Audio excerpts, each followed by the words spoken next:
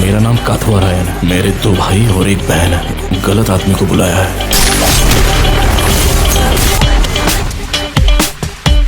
He's smarter than I thought. कहाँ जाएगा दबोच लेंगे। ऐसे आदमी को छेड़ना नहीं चाहिए, और छेड़ो तो मार दो।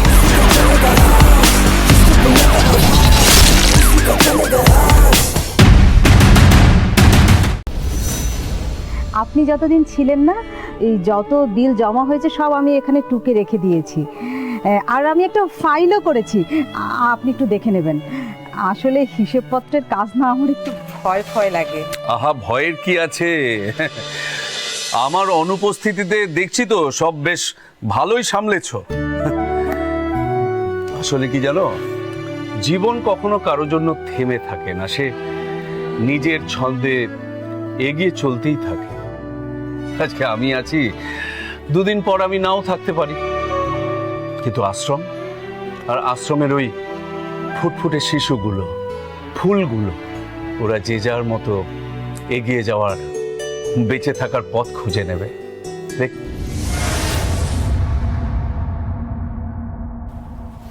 আরে সুজাতা, কি ব্যাপার? তুমি এতদিন পর? আপনার দ্বারস্থ হওয়া ছাড়া আমার যে আর কোনো উপায় ছিল না। কি ব্যাপার, কি হয়েছে তোমার? কাঁদছো কেন? আরে বলবে তো কি হয়েছে। যা বলার আমি বলছি দাদু।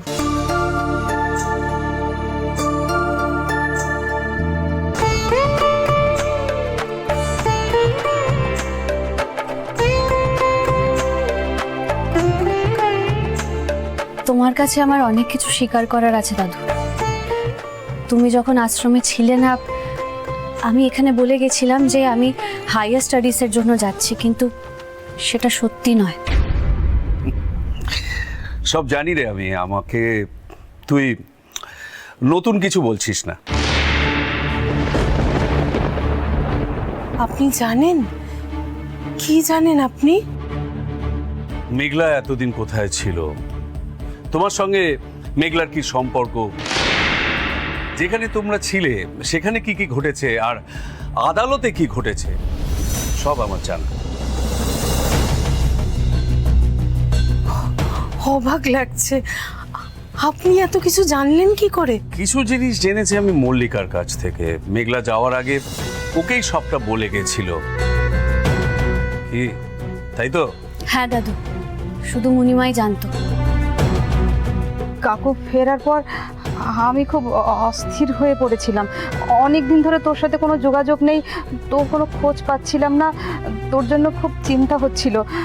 তাই কাকু ফেরার পর আমি ওনাকে সব কিছু বলে দিয়েছি। কাকু বলেছে ওনার সব সময় তোর উপর দৃষ্টি আছে, তোর কোনো অনিষ্ট হবে না। এসো এসো, বসো তোমরা।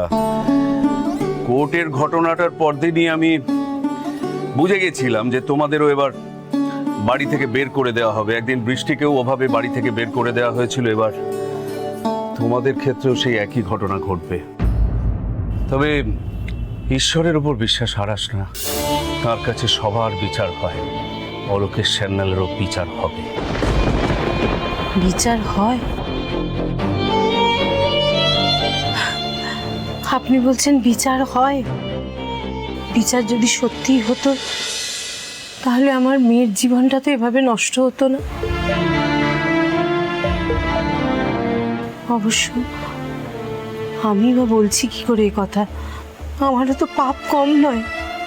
আমি নিজের হাতে, জানেন, আমি নিজের হাতে আমার মেয়ের জীবনটা এভাবে নষ্ট করে দিলাম। জীবন অত সহজে শেষ হয়ে যায় না সুজাতা। জীবন অনেক বড়। একটা লড়াইয়ে হার হয়ে গেল আর জীবনটা শেষ হয়ে গেল, এই নিয়মে পৃথিবী চলে না।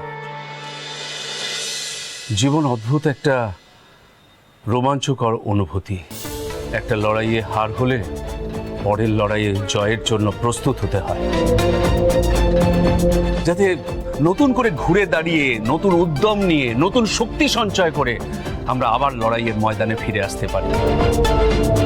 মেঘলা হয়তো আজকের লড়াইটা হেরে গেছে, কিন্তু জীবন ওকে আবার সুযোগ দেবে। আর মেঘলাকে আমি খুব ভালো করে চিনি, আমার চোখের সামনেই তো বেড়ে উঠেছে। ও কিন্তু বারবার হেরে যাওয়ার মেয়ে নয়। আমি জানতাম দাদু, আমি জানতাম তুমি আমাকে ভুল বুঝবে না, তুমি আমার পাশে দাঁড়াবে, আমি জানতাম। জানো তো দাদু, আমি যখন মাকে নিয়ে ওই বাড়ি থেকে বেরিয়ে আসছিলাম আমার খুব চিন্তা হচ্ছিল। ওখান থেকে বেরিয়ে আসার পর আমি কোথায় যাব, কি করব, কিছুই বুঝতে পারছিলাম না। তারপর যেই তোমাদের কথা মনে হলো অমনি আমার দুশ্চিন্তা সব শেষ হয়ে গেল জানো। আর আমি মাকে নিয়ে সঙ্গে সঙ্গে তোমাদের কাছে চলে এলাম। বেশ করেছিস। ওরে বাবা, এই আশ্রম কি শুধু আমার? এই আশ্রম তো তোদেরও।